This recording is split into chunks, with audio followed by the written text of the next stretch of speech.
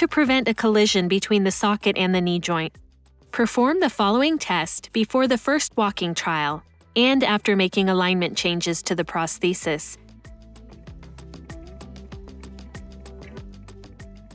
Note that the knee joint can only be flexed if all the basic data has been entered.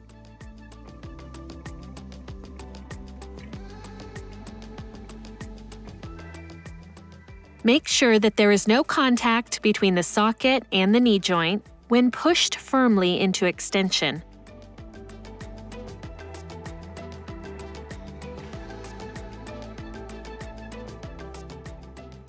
Check that there is enough space between the socket and the knee joint in full flexion.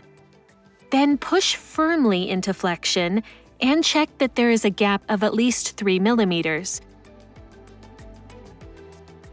Note that collisions with objects such as the front edge of a chair or pinched clothing can also cause damage.